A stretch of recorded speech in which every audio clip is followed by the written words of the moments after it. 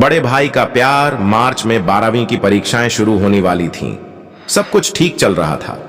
मैं भी पूरी शिद्दत के साथ तैयारी में जुटा था। आखिरकार मम्मी पापा का अफसर बेटा जो बनना था। लेकिन खुशी के पल उसी पल खत्म हो गए जब पापा के ऑफिस के एक साथी ने खबर दी कि उनका एक्सीडेंट हो गया है। राजू को आज काफी फक्र महसूस हो रहा था। भला हो भी क्यों ना, आज उसका छोटा भाई अजय डॉक्टर जो बन गया है। छोटे भाई की कामयाबी को देखकर उसकी आंखों से खुशी के आंसू छलक पड़े। फिर राजू घर में पड़ी कुर्सी पर अपना सिर टिकाकर बैठ गया और आंखें मूंद कर पुराने ख्यालों में खो गया।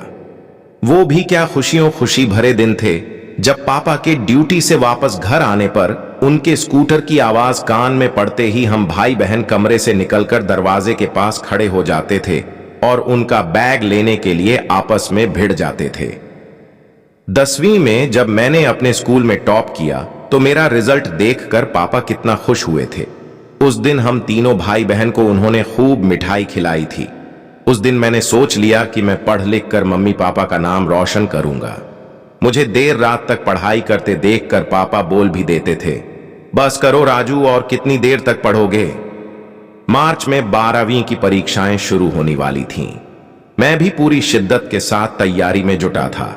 आखिरकार मम्मी पापा का अफसर बेटा जो बनना था।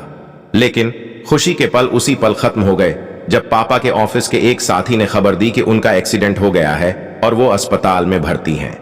मम्मी और भाई बहन अस्पताल पहुंचे तो बेड पर पापा को देख दंग रह गए। वो कोमा में जा चुके थे। कुछ दिनों बाद वे हम सबको छोड़कर चले गए। पापा के चले जाने का दुख परिवार में किसी से सहा नहीं जा रहा था। दूसरी तरफ मेरा अफसर बनने का ख्वाब रेत की तरह बिखर गया। 12वीं की परीक्षा धरी की धरी रह गई। बस अब यही सोचता था कि अपने छोटे भाई बहन को कैसे अच्छी परवरिश दे पाऊंगा। इतनी कम पढ़ाई में कोई नौकरी भी नहीं मिल सकती थी। लेकिन पड़ोस में रहने वाले मेरे दोस्त रोहन के भाई उन दिनों कॉल सेंटर में काम किया करते थे। रोहन ने अपने भाई को बोलकर मेरी कॉल सेंटर में नौकरी लगवा दी। खुद तो पढ़ नहीं पाया, लेकिन छोटे भाई अजय और बहन शुभी की पढ़ाई पर मैंने पूरा ध्यान दिया। अजय भी पूरी शिद्दत के साथ पढ़ाई करता। जब अजय ने प्री मेडिकल टेस्ट पास किया तो परिवार को एक उम्मीद की किरण दिखी। लेकिन अजय मायूस था। वह सोच रहा था कि भैया मेडिकल कॉलेज में एडमिशन के लिए इतनी रकम कहां से लाएंगे। राजू को पता था कि मेडिकल की पढ़ाई के लिए अच्छी खासी फीस लगती है, लिहाजा उसने पहले ही एजुकेशन लोन के लिए अप्लाई कर दिया था। अजय को उदास देखकर राजू ने कहा, अरे तुम उदास क्यों हो?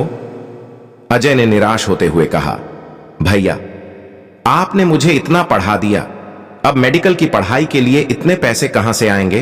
अरे छोटू, इसकी चिंता मत करो और अपने एडमिशन की तैयारी करो, राजू ने कहा। इतना सुनते ही बड़े भाई के प्यार को देखकर अजय की आंखों से आंसू छलक पड़े। 5 साल बाद आज छोटे भाई को डॉक्टर बनता देखकर राजू को ऐसा लग रहा था मानो उसने सारा संसार ही जीत लिया हो। राजू ने बहन की ओर देखकर कहा, अब तुम्हारी बारी है।